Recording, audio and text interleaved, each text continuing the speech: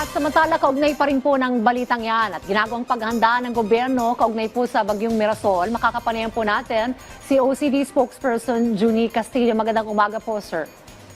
Magandang umaga na yan. Magandang umaga sa ating viewers sa Rise and Shine Pilipinas. Alright, sir, ano na po mga ginagawang paghanda ng OCD sa posible pong pananalasa po nitong Bagyong Mirasol, sir?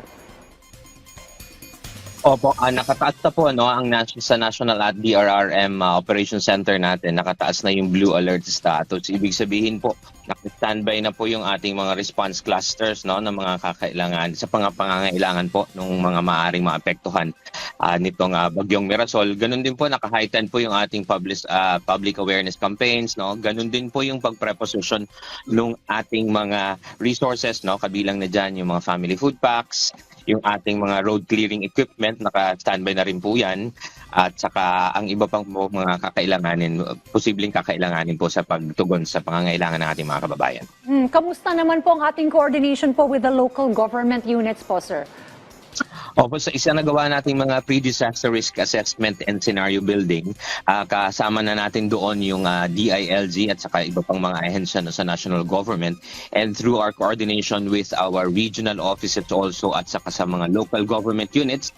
So nakapag-usap na po na kumbaga ipaabot itong mga impormasyon ng mga paghahanda at saka pagiging alerto po sa ating mga kababayan sa mga communities dun sa ating mga LGUs. Well, so far po ay may nakataas pa lamang na signal number 1. May mga na-monitor po ba kayo na mga inilikas na po na ating mga kababayan? As of now, we don't have that report yet, pero as of kahapon, ang pinag-uusapan ay yung mga nasa mabababang lugar at saka lalo na dun sa mga areas ng kasiguran will have to be pre-evacuated. Sa ngayong umaga, we will, as we speak, we are gathering that data kung ilan na ang mga kababayan na natin na inilikas.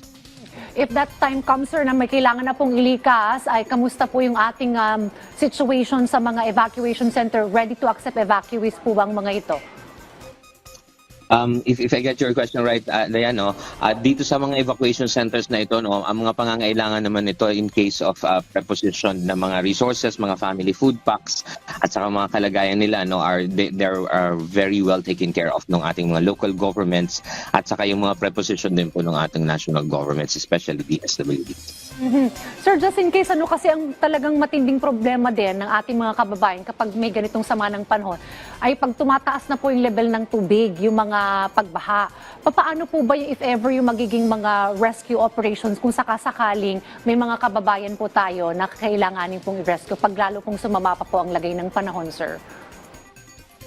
Sir, yes, Dayan, opo, if I get medyo choppy din ng konti, if I get your question right, ang nagiging challenge siyempre dun sa ating mga kababayan, kaya laging ipinapaalala ng local governments is for them to do preemptive evacuation. Ibig sabihin po, bago pa dumating ay dapat mag-evacuate na talaga.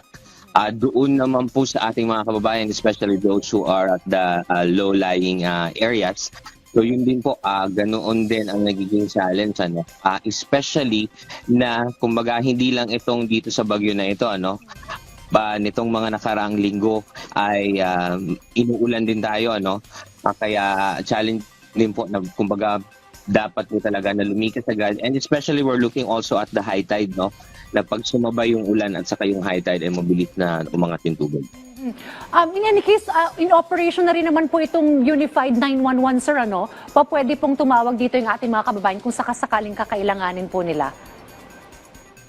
Opo. Yung ating pong hotlines po ay nakaantabay po at saka mga local governments and regional offices natin ay nakaantabay naman po. Well, mensahe na lamang po, paalala po sa ating publiko sa gitna nga po nitong narito po ang Bagyong Mirasol, sir.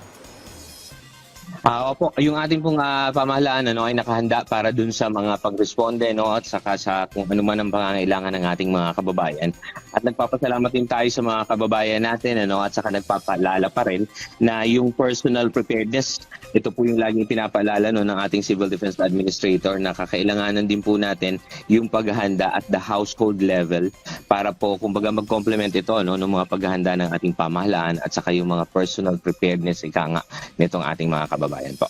Well, Sir Junie Castillo, maraming salamat po sa inyong oras dito sa Rise and Shine Pilipinas. Nakapanayan po natin OCD spokesperson Junie Castillo. Thank you, sir.